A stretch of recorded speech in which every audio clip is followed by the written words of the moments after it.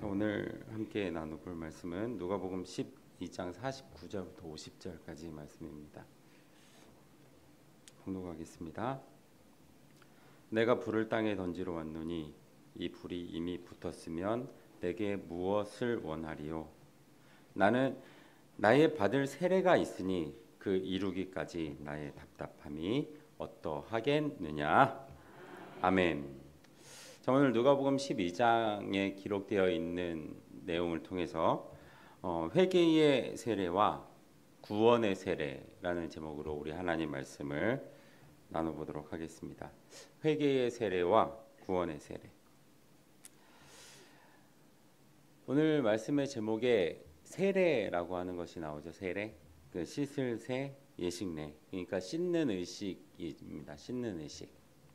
우리가 목욕탕에 가서 몸을 씻어요. 그러면 무엇이 깨끗해집니까? 몸이 깨끗해지는 거예요. 그죠?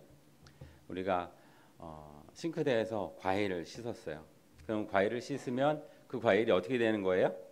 먹을 만큼 깨끗해지는 겁니다. 근데 이제 우리 기독교에서 세례라고 하면은 그냥 이렇게 성부와 성자와 성령의 이름으로 세례를 주노라 하고 물을 통통통 찍어주는 그 세례를 받았다. 그러면 그 물방울이 나의 몸을 깨끗하게 하는 게 아니잖아요. 무엇을 깨끗하게 한다는 겁니까? 마음을? 죄라고 하는 것을, 그죠? 죄라고 하는 것을 깨끗하게 하는 그런 세례, 이러는 겁니다. 자, 그러면 이 세례라고 하는 것을 받으면 그 죄라고 하는 것이 정말 해결이 되는가? 아니면 해결이 되지 않는가? 이 부분은 우리 말씀을 통해서 우리 한번 살펴보도록 하기로 하고, 오늘 말씀의 제목을 보면 두 가지 세례가 있습니다. 어떤 세례? 회개의 세례, 그리고 또 구원의 세례, 이렇게 있는 거예요. 우리가 교회를 다닌다라고 하면 그 목적이 있잖아요. 그 목적이 뭡니까? 구원이에요, 구원. 그러면 우리가 어떤 세례를 받아야 될 것인가? 먼저 결론부터 내고 나면 어떤 세례를 받아야 될까요? 네, 구원의 세례를 받아야 될 줄로 믿습니다. 우리 여러분 다 구원의 세례를 받는 우리 귀한 성도들로 나타나시기를 간절히 원합니다. 자, 우리 세례라고 하는 의식이 언제부터 행해졌냐면 신약 시대에 와서 이게 시작이 되죠. 세례라고 하는 것. 그래서 마태복음 3장의 말씀을 보시면 우리 마태복음 3장 1절부터 말씀을 보시면 이렇게 시작합니다. 그때는 언제냐면 이제 예수님이 공생애가 시작되는 그때, 30살 이렇게 되는 그때를 말하는 거예요. 그때에 세례 요한이 이르러 유대 광야에 전파하여 가로되 회개하라 천국이 가까워 왔느니라 하였으니 저는 선지자 이사야로 말씀하신 자라, 이렇게 얘기를 하는 거예요.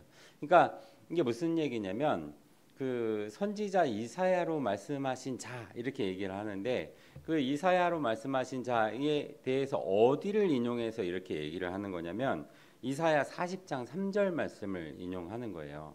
이사야 40장 1절 2절 말씀을 보시면 그 바벨론에 멸망이 되어 가지고 포로 생활을 하는 그 하나님의 백성들에게 위로를 하시고 또 너희가 그 포로 되었지만 회복이 될 것이다 라고 하는 그 약속을 하는 내용이 이사야 40장 1절 2절에 기록되어 있고 3절 말씀을 보면 이제 그 회복하여서 돌아오는 길에 어떤 자가 있을 것이다 라고 얘기하냐면 주의 길을 예비하는 자, 그 외치는 자가 있을 것이다, 이렇게 얘기를 하는 거거든요. 그런데 우리가 이사야 40장 3절 말씀을 보면서 어떻게 생각하냐면 주의 길을 예비하는 자에서 주는 누구라고 생각하냐면 누구라고 생각합니까? 하나님? 예수님. 그리고 또 인용하는 사람이 누구였으니까? 세례 요한이었으니까 외치는 자 누구? 세례 요한, 이렇게 생각한단 말이에요. 그러니까 그 당시 이사야 그 바벨론의 멸망이 되었던 그 이사야 선지자 시대 때 이를 비추어서 어떻게 하는 거예요? 예수님의 때를 이렇게 예언을 하고 있는 그런 내용이 이사야 40장 3절 이렇게 되는 겁니다. 그래서 아무튼 주의 길을 예비하는 자가 세례 요한이고, 여기서 말하는 그 주의 길에 주는 아까 누구라 그랬습니까? 예수님, 이렇게 얘기를 하는 거잖아요. 그럼 뒤에 말씀을 계속 보면 어떤 내용이 기록하고 있냐면 4절 5절 말씀을 보면 이렇게 얘기해요. 유대의 사람들 그리고 예루살렘의 사람들, 요단 강가에 많은 사람들이 세례 요한에게 와서 자기의 죄를 자복하고 세례를 받는 그런 내용이 기록을 하고 있습니다. 내가 무슨 죄를 지었어요? 그래서 죄를 자복하고 어떻게 하는 거예요? 세례를 받는다. 그러면 어떤 세례겠습니까? 내가 죄를 자복했어요. 내가 어떤 나쁜 짓을 했습니다. 그러면은 뒤에 따라 붙는 논리는 뭐예요? 다시는 그러지 않을게요. 이렇게 하면서 세례를 받는 그런 거잖아요. 그죠? 그래서 나의 그 죄가 씻어지는 그런 세례. 그래서 그 세례가 어떤 세례냐면 오늘 말씀의 제목에서 나오는 뭐예요? 회개의 세례. 이렇게 되는 겁니다. 회개의 세례. 근데 마태복음 3장의 말씀을 보시면 그 회개의 세례만 기록하고 있느냐? 다른 세례도 기록을 하고 있어요. 그 뒤에 말씀을 이렇게 계속 보시면 그 이후에 그 세례 요한이 세례를 행할 때에 유대인들이 이렇게 가까이 오는 일이 있거든요. 그때 유대인이라고 하면 어떤 사람들이냐면 율법의 전문가, 구약의 전문가. 그래서 이 사람들을 우리가 뭐라고 얘기했냐면 바리새인, 사두개인 이렇게 얘기하잖아요. 그죠? 이 바리새파 유대인 그리고 또 사두개파 유대인 이렇게 나눠져 있는데 이 차이점을 우리가 잠깐 생각해 보면 어떤 차이점이 있냐면 초자연적인 것, 그 형이상학적인 것. 예를 들면 뭐 천국, 지옥, 천사, 악마 뭐 이런 거 있잖아요. 마귀 이런 거를 안 믿는 파가 있어요. 그러니까 현실적인 것만 받아들이는 파, 율법에 기록되어 있는 딱 그 문자적인 것만 받아들이는 사람들은 사두개인. 부활도 부정하잖아요, 그 사람들은. 그죠? 근데 반대로 바리새인들은 그런 것들을 받아들이는 차이점이 있단 말이죠. 근데 공통점이 있어요. 그 공통점이 아까 뭐였습니까? 율법주의자들이었고 구약의 전문가들이었습니다. 근데 이들한테 이 구약 율법이라고 하는 거는 그 당시에 기득권이에요. 기득권. 그 사람들의 어떤 힘을 보장해주고 그 사람들의 부를 보장해주는 그런 기득권이었기 때문에 만약에 예수님이 구약에 예언되어 있는 구세주로 왔다. 이렇게 되면 어떻게 되는 겁니까? 그 기득권을 내려놔야 되는 거잖아요. 그러니까 이 바리새파 유대인, 사두개파 유대인 입장에서는 어떻게 되는 겁니까? 예수님을 인정하고 싶지 않다 이런 겁니다. 그래서 그 뒤에 내용을 보면 이렇게 얘기를 해요. 그 세례하는 곳에 세례 요한이 세례하는 곳에 유대인이 오니까 막 화를 내는 거예요. 세례 요한이. 왜 화를 냈겠습니까? 이들은 예수님을 인정하지 않으니까. 그런데 세례 요한은 뭐라 그랬습니까? 내가 주의 길을 예비하는 자, 광야에서 외치는 자 이렇게 나타났다. 그럼 이 예비하는 자면 누구를 예비하는 자가 되는 겁니까? 예수님을 예비하는 자로 나는 왔는데 그 예수님을 인정하지 않는 유대인들이 오니까 어떻게 하는 거예요? 화를 낼 수밖에 없죠. 그죠? 그런 내용이 성경에 이렇게 기록이 되어 있어요. 그래서 실제로 유대인들은 아직도 구약이에요. 왜 구약이겠습니까? 네, 메시아가 아직 안 온 거예요. 그냥 2000년 전에 오셨던 그 예수님은 그냥 구약시대 어떤 한 선지자 중 한 사람 이렇게 치부하고 아직도 그들은 구약시대 살고 있단 말이에요. 율법을 이렇게 강조하면서 이렇게 지키는 거죠. 자, 그런데 이 일 후에 계속 보면 어떤 내용이 기록되어 있냐면 마태복음 3장 11절 말씀 보시면 이렇게 기록합니다. 나는 너희로 회개케 하기 위하여 물로 세례를 주거니와. 무엇하게 하기 위해서? 회개케 하기 위해서 물로 세례를 주거니와. 내 뒤에 오시는 이는 나보다 능력이 많으시니 나는 그의 신을 들기도 감당치 못하겠노라. 그는 성령과 불로 너희에게 뭐를 준다? 세례를 준다. 이렇게 기록하는 거예요. 그러니까 마태복음 3장에 기록되고 있는 이 세례, 성경적으로 말하고 있는 이 세례는 어떤 세례가 있다는 겁니까? 오늘 말씀의 제목과 같이 회개케 하는 그 세례도 있는 거예요. 물로 주는 회개케 하는 세례도 있고 또 어떤 세례도 있다는 거예요? 성령과 불로 하는 세례도 있다. 이런 얘기입니다.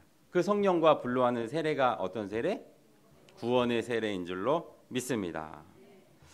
자, 뒤에 말씀 계속 보도록 합니다. 마태복음 3장 13절 이하의 말씀을 보시면 이제 예수님이 세례를 받는 내용이 기록하고 있습니다. 한번 보도록 할게요. 17절까지 봅니다.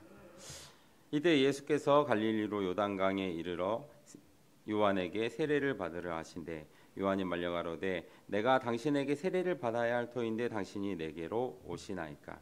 예수께서 대답하여 가라사대 이제 허락하라. 우리가 이와 같이 하여 모든 의를 이루는 것이 합당하니라 하신대 이에 요한이 허락한지라. 예수께서 세례를 받으시고 곧 물로 올라오실새 하늘이 열리고 하나님의 성령이 비둘기같이 내려 위에 임하심을 보시더니 하늘로서 소리가 있어 말씀하시되 이는 내 사랑하는 아들이요 기뻐하는 자라. 예수님께서 무엇을 받은 거예요? 세례를 받았다. 이런 얘기예요. 그런데 오늘 본문 말씀에서는 어떻게 기록을 하고 있냐면 누가복음 12장 49절 말씀 보면 어떻게 합니까? 내가 불을 땅에 던지러 왔노니 이미 붙었으면 내가 무엇을 원하리요. 이렇게 얘기해요.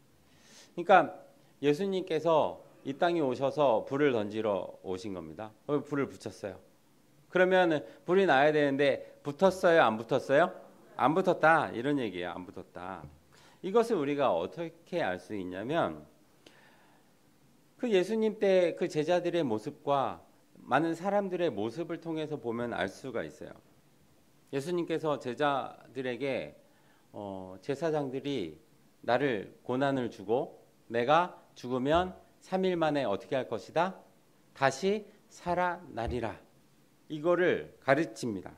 한 번을 가르치는 게 아니고 마태복음 16장, 17장, 18장, 19장, 20장에 걸쳐서 3번이나 연속으로 쭉 가르쳐요. 그런데 제자들은 그걸 알아들어요? 못 알아들어요? 못 알아들었어요. 그냥 내가 죽으면 살아나리라 이렇게 했는데 죽으면 하니까 혹 이렇게 된 거예요. 살아나리라는 못 듣는 거죠. 이런 상황이 되는 거예요. 그래서 진짜로 예수님께서 부활하셨는데 무덤가에 가서도 어떻게 하는 거예요? 무덤가에 굽으려서 이렇게 탁 들어가서 봤어. 예수님이 없어. 그러면 뭘 생각해야 돼요? 부활하셨구나. 그렇게 생각하는데 이를 기이 여기더라. 이렇게 성경이 또 기록하고 있단 말이에요. 못 알아들었다는 얘기예요. 못 알아들었다. 그뿐만 아니라 예수님께서 십자가 질 때 베드로가 어떻게 했습니까? 예수님을 3번이나 부인하는 일이 있었고 예수님의 수제자 베드로라고 하잖아요. 그 나머지 제자들은 뭐 크게 다르겠습니까? 우리 마가복음 14장에 보면 이렇게 기록합니다. 제자들이 다 예수를 버리고 도망가니라. 이렇게 기록하고 있어요. 예수님이 다 알려주셨잖아요. 알려주셨는데도 그러고 있다는 거예요.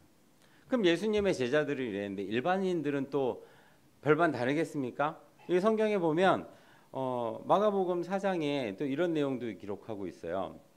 어떤 청년이 옷을 다 벗고 그냥 이불 하나를 탁 둘러매고 이렇게 눈만 빼꼼히 하고 예수님이 끌려가는데 뒤에서 이게 몰래 이렇게 따라가는 한 청년이 하나 있어요.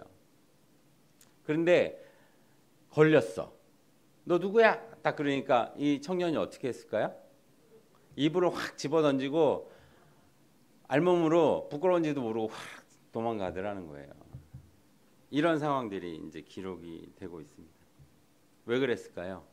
불이 붙지 않았다. 이런 얘기입니다. 불이 붙지 않았다. 그래서 누가복음 12장 50절 말씀을 보면 나는 나의 받을 세례가 있으니 그 이루기까지 나의 답답함이 어떠하겠느냐. 이렇게 성경은 말씀을 하고 있는 줄로 믿습니다. 예수님께서 받을 세례가 있는데 그것이 아직 이루어지지 않았으니까 어떻게 하는 거예요? 불도 붙지 않았고 뜻도 이루어지지 않았고 예수님 마음이 답답할 수밖에 없다. 이런 얘기 아닙니까? 그죠? 그러면 우리 다시 세례라고 하는 그 의미를 한번 생각해 보도록 하겠습니다. 서두에 말씀드린 바와 같이 몸을 씻으면 몸이 깨끗해지고 먹을 것을 씻으면 먹을 만큼 깨끗해지는 그 세례, 그 씻는 것. 우리가 세례를 받으면 나의 죄가 어떻게 돼야 돼요? 씻어져야 되는 겁니다. 깨끗해져야 되는 거예요. 그래서 오늘날 많은 교회에서 이제 세례를 하잖아요. 성부와 성자와 성령의 이름으로 세례를 주노라 하고 물을 톡 이마에다 찍어서 주는 그 세례. 그런데 결론만 얘기하면 그런 세례로는 죄라고 하는 문제를 해결할 수가 없어요. 그래서 오늘날 많은 신앙을 하는 사람들이 여전히 세례를 받으면서 신앙을 시작하잖아요. 마치 입교식처럼 세례를 받고 내가 교회 일원으로 시작을 하는 그 세례. 그 세례를 받으면 이제 죄가 씻어져야 되는데 이제 무엇이 시작이 되는 겁니까? 죄인으로서의 신앙생활이 시작이 되고 죄인 오라 하실 때 날 부르소서 이런 찬송을 부른다는 겁니다. 그러니까 결과적으로 우리가 물세례라고 하는 것은 죄라고 하는 것을 깨끗하게 할 수 없는 세례 이렇게 생각을 할 수가 있는 겁니다. 자, 그러면 이 죄라고 하는 것을 깨끗게 하여 주는 세례라는 것은 어떤 것이 있을까? 우리 한번 생각을 해보도록 하겠습니다. 우리 로마서 6장의 기록을 보면 로마서 6장이 이렇게 시작해요. 1절 말씀 보시면 그런즉 우리가 무슨 말을 하리요? 자, 그런즉 그랬어요. 그런즉. 그러면 앞에 무슨 일이 있으니까 그러니까 우리가 무슨 말을 하리요? 이런 얘기 아닙니까? 그죠? 그 앞에 내용을 우리 잠깐 생각을 해볼 필요가 있습니다. 앞에 5장의 기록을 보면 그 아담으로 말미암아 죄가 세상에 들어오고 그 죄로 말미암아 사망에 이르게 되었다. 이렇게 기록을 하는 겁니다. 그런데 이 로마서 5장에 대한 기록은 어떻게 기록을 하고 있냐면 아담 그리고 예수님 이 두 사람을 비교하면서 얘기를 하고 있거든요. 그래서 아담하고 예수님하고 왜 비교를 하고 있을까? 한번 생각해 볼 필요가 있는 겁니다. 자, 그러면 아담이 죄라고 하는 것이 이제 시작이 됐다. 생각해 보세요. 우리 믿는 사람에게 율법이라고 하는 거는 언제 들어왔습니까? 모세 때부터. 그러면 아담이 있고 시간이 흘러서 모세. 이 전까지는 어떻게 보면 율법이라고 하는 것이 없어요. 그죠? 없는 그런 세대. 그러니까 이 우리 죄를 규정하는 것은 어떤 법을 가지고 규정을 하는 거니까 어떻게 보면 그냥 간단하게만 생각하면 그때는 죄를 지어도 이것이 잘못됐어라고 하는 규정하는 게 없었으니까 그런 세대였단 말이에요. 근데 그때에도 사망이 왕노릇하는 시대였거든요. 그래서 사람이 죽을 수밖에 없었잖아요. 그리고 모세 이후로 이제 율법이 있어요. 그 율법을 지키면 죄인이 되고 그 죄로 말미암아 어디로 가는 겁니까? 사망으로 가는 거예요. 그러면 공이 어떻게 되는 겁니까? 아담부터 처음부터 계속 어떤 일이 있었다는 겁니까? 죄가 있어서 사망이 왕노릇할 수밖에 없었던 그런 내용을 성경은 얘기를 하고 있는 부분이 로마서 5장이에요. 로마서 5장.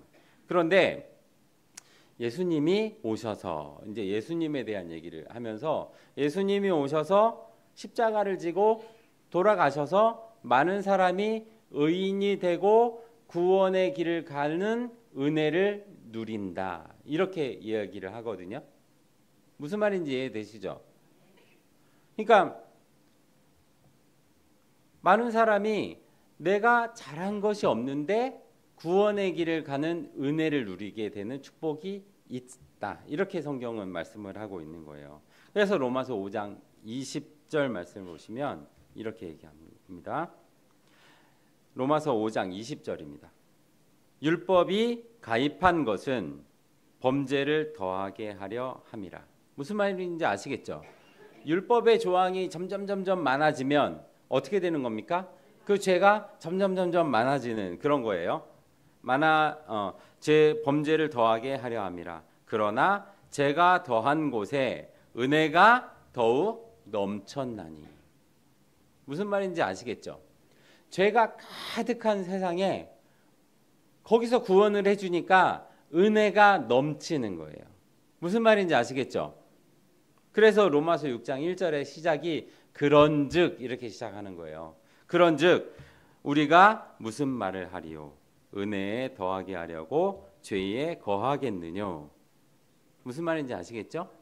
은혜를 더 받으려고 우리가 계속 죄 안에 거해야 하겠느냐? 이런 얘기입니다.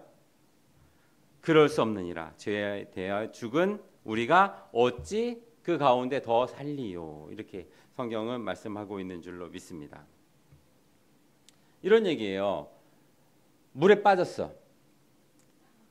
이제 힘도 다 빠졌어. 이제 거반 죽기 직전이야. 이제 한 번만 물에 더 들어오면 물에 폭 빠졌다가 이제 하고 들어오면 이제 그때 이제 나 죽을 것 같아. 근데 어떤 사람이 목숨을 걸고 탁 뛰어 들어가고 나를 건져줬어. 살았어요. 내가 그 사람한테 뭐 대가를 지불했거나 뭐 좋은 행동을 했거나 뭐 그래서 그 사람이 도와줬어요? 아니잖아요. 아무 대가 없이 그냥 은혜를 받은 거예요. 얼마나 큰 은혜입니까? 자기 생명을 구해주는 그런 은혜만큼 큰 은혜가 어디 있어요? 그런데 그 은혜가 얼마나 감동이고 한 번 더 경험하고 싶었는지 물에 또 푹 빠져버리면 됩니까? 안 됩니까? 그런 얘기예요. 우리가 무슨 말을 하리요? 은혜에 더하게 하려고 죄에 거하겠느뇨? 그럴 수 없느니라.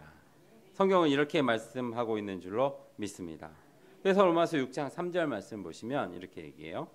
무릇 그리스도 예수와 합하여 세례를 받은 우리는 이렇게 얘기해요. 그리스도 예수와 합하여서 예수님과 함께 무엇을 받았다? 세례를 받은 겁니다. 세례 요한이 그 요단 강가에서 주는 그런 세례도 있지만은 내 뒤에 오시는 이는 나보다 능력이 많아서 어떻게 한다? 불과 성령과 불로 세례를 준다. 이렇게 얘기했잖아요. 그 성령과 불로 세례를 주는 이가 누구라는 얘기예요? 나보다 능력이 많으시니 내 뒤에 오시는 이 누구? 예수님이잖아요. 그 예수님과 합하여서 어떤 것을 받는 겁니까? 세례를 받은 우리는 그의 죽으심과 합하여. 그 죽으심은 뭐예요? 예수님께서 십자가를 지신 사건인 줄로 믿습니다. 죽으심과 합하여 세례 받은 줄을 알지 못하느뇨? 이렇게 얘기하는 거예요. 그러니까 예수님의 십자가, 그 세례는 어떤 세례라는 겁니까? 구원의 세례. 예를 들어서 아까 그 물로 회개케 하는 세례를 주어도 어떻게 얘기했습니까? 아까 제가 먼저 결론부터 얘기하자면 죄를 해결할 수 없습니다. 이렇게 얘기했잖아요. 그죠? 물 세례는 그런 세례란 말이에요. 그런데 예수님께서 2000년 전에 십자가를 지셨다. 십자가를 왜 지셨습니까? 만유의 죄를 사하려고 십자가를 지신 줄로 믿습니다. 그래서 무릇 그리스도에 합하여 세례를 받은 우리는 그의 죽으심과 합하여 세례 받은 줄을 알지 못하느냐라고 이렇게 성경은 말씀을 하고 있는 줄로 믿습니다. 그러면 여러분 세례를 받은 거예요? 안 받은 거예요? 받은 겁니다. 누구와 합하여? 예수님과 합하여 세례를 받은 줄로 믿습니다. 자, 그러면 예수와 합하여 세례를 받았다. 그러면 이제 조건이 붙는 거예요. 어떤 조건이 붙느냐? 우리 로마서 6장 4절부터 7절까지 말씀 보시면 이렇게 얘기합니다. 그러므로 우리가 그의 죽으심과 합하여 세례를 받음으로 그와 함께 무엇이 되었다? 장사되었나니. 장사되었어요. 장사되면 살아요, 죽어요? 죽은 겁니다. 그죠? 죽은 거예요. 자, 장사되었나니 이는 아버지의 영광으로 말미암아 그리스도를 죽은 자 가운데서 어떻게 하는 거예요? 살리심과 같이. 아버지의 능력이 그런 능력이라는 거예요. 죽은 자 가운데서 살리는 능력. 예수를 살리는 능력. 그죠? 그리스도를 죽은 자 가운데서 살리심과 같이 우리도 또한 새 생명 가운데서 어떻게 하는 거예요? 그 가운데 행하게 하려 함이라. 이렇게 얘기하는 거예요. 여러분 죽었어요? 살았어요? 산 거예요. 죽은 것 같은데 뭐예요? 산 거예요. 이렇게 얘기하는 겁니다. 우리가 받은 세례는 그런 세례라는 거예요. 자, 뒤에 말씀을 보면 만일 우리가 그의 죽으심을 본받아 연합한 자가 되었으면 조건문이 만일. 여러분들 만약이라는 말 아시죠? 만약. 여러분들 그 만약에서 제가 하고 싶은 얘기가 어떤 얘기냐면 만약에 밥을 먹었으면 그러면 밥을 먹었을 수도 있고 안 먹었을 수도 있는 거예요. 그죠?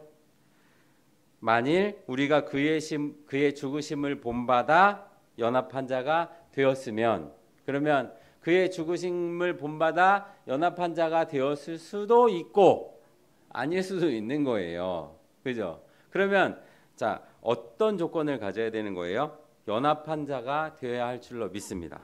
그런 조건이 되면 그의 부활을 본받아 연합한 자가 되리라. 그와 함께 십자가를 졌으면 죽었으면 연합한 자가 되었으면 어떻게 한다? 예수님이 부활을 하셨잖아요. 그 부활과 같이 우리도 부활하는 그런 축복이 있을 것이다. 이렇게 성경은 말씀을 하고 있는 줄로 믿습니다.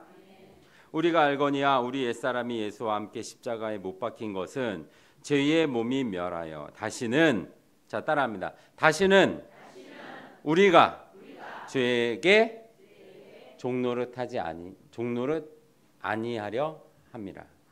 이런 얘기입니다. 그러니까 우리가 세례를 받는다. 그러면 우리 서두에 이렇게 얘기했죠. 우리가 기독교에서 말하는 세례라고 하는 것. 씻는 것은 무엇을 씻는 것이다? 마음을 씻는 게 아니고요. 죄를 씻는 거예요. 죄가 깨끗하여지는 세례를 말씀하고 있는 줄로 믿습니다. 그런데 그 세례가 어떤 세례라는 겁니까? 예수님께서 행하시는 불과 성령으로 주시는 십자가의 세례. 이렇게 성경은 말씀을 하고 있는 줄로 믿습니다. 그러면 우리가 다시 죄의 종노릇을 해야 될까 말아야 될까? 너무나 명백하잖아요. 제가 이거 알려주지 않아도 더 말하지 않아도 다 알 수 있는 겁니다. 그렇죠? 우리 구약시대 제사를 한번 생각해 볼게요.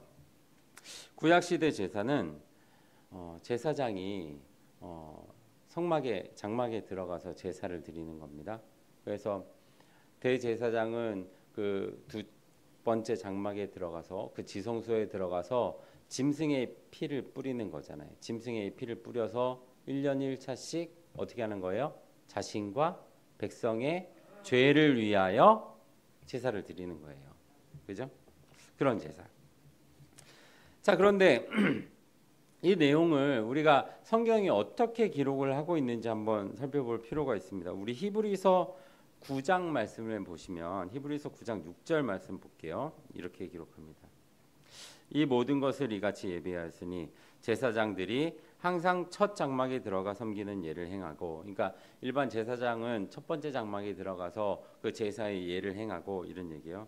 오직 둘째 장막은 대제사장이 홀로 1년 1차씩 들어가로되 피 없이는 아니하나니. 피 없이는 아니 되는 제사를 드리는 거예요. 이 피는 자기와 백성의 허물을 위하여 드리는 것이라. 성령이 이로써 보이신 것은 첫 장막이 서 있을 동안에는 성소에 들어가는 길이 아직 나타나지 아니한 것이라. 이 장막은 현재까지 무엇이다? 비유니. 이렇게. 이 비유에 의지하여서는 어떻게 하는 거예요? 예물과 제사가 섬기는 자로 양심상 온전케 할 수 없다. 이런 얘기입니다. 그러니까 우리가 구약 시대 때 드렸던 제사가 있습니다. 이 대제사장이 구약 시대에 들어가서 피가 없어서는 아니 되는 그 제사. 그래서 짐승의 피를 뿌리는 그 제사를 드려서 백성의 죄를 사하여 주는, 자기의 죄를 사하는 그런 제사를 드렸다. 그런데 그것이 어떻게 됐다는 거예요? 비유라는 겁니다. 비유. 그래서 양심상 그런 제사는 온전케 할 수 없다, 이런 얘기예요. 자, 비유가 있으면 무엇도 있다? 실제 것도 있다, 이런 얘기잖아요. 그럼 그 실제 것이라고 하는 것을 우리 한번 볼 필요가 있죠. 히브리서 9장 24절 말씀을 보시면 이렇게 얘기합니다. 그리스도는 참의 것의 그림자임, 이렇게 얘기해요. 자, 누가? 그리스도는 참의 것의 그림자, 이렇게.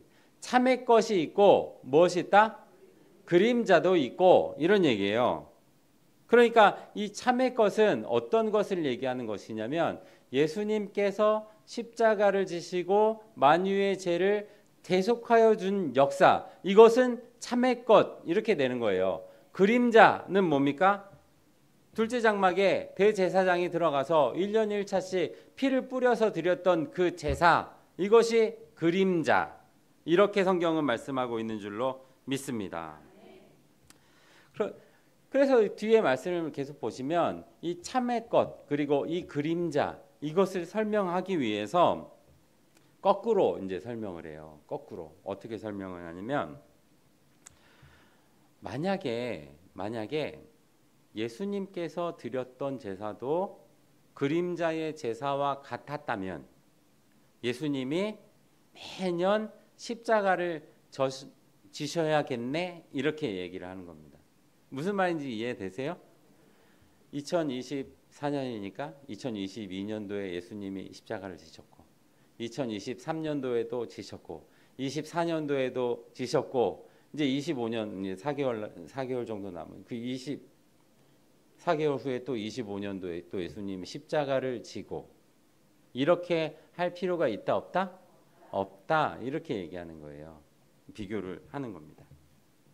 그래서 히브리서 9장 28절 말씀을 보면 이렇게 얘기해요. 자, 이와 같이 그리스도도 많은 사람의 죄를 담당하시려고 어떻게 했다?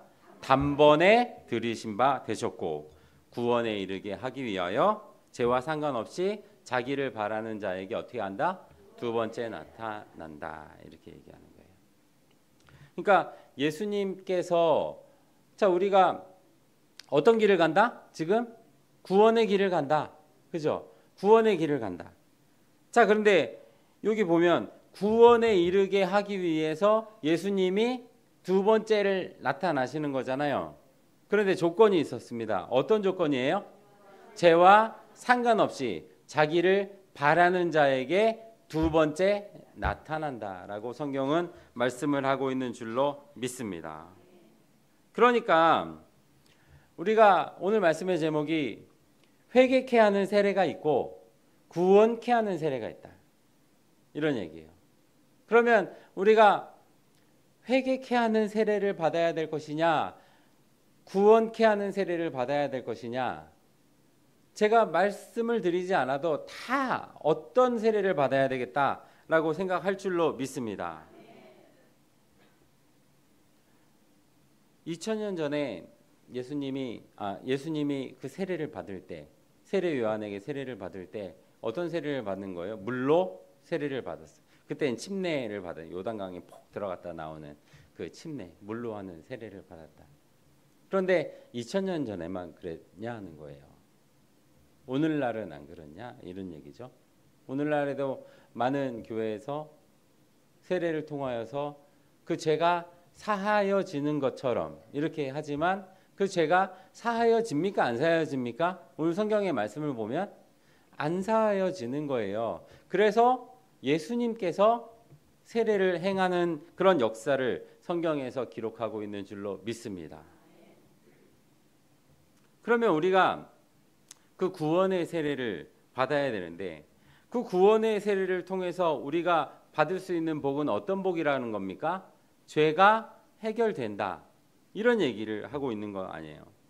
우리 마지막으로 로마서 8장 1절 말씀 보도록 할게요. 로마서 8장 1절 말씀을 보시면 그러므로 이제 그리스도 예수 안에 있는 자는 예수 안에 있는 자가 있습니다. 예수 안에 있는 자는 결코 정죄함이 없나니 어떤 자입니까? 예수와 합하여 세례를 받은 자는 결코 정죄함이 없나니 이런 얘기예요. 이는 그리스도 예수 안에 있는 생명의 성령의 법이 죄와 사망의 법에서 너희를 해방하였느니라 라고 이렇게 성경은 말씀을 하고 있는 줄로 믿습니다. 생명의 성령의 법, 이것이 사망을 그 죄와 사망의 법에서 해방을 시키는 그런 역사가 있을 것이다. 성경은 이렇게 말씀하고 있습니다. 이런 축복을 누리는 우리 귀한 성도님들로 나타나시기를 예수님 이름으로 축원합니다.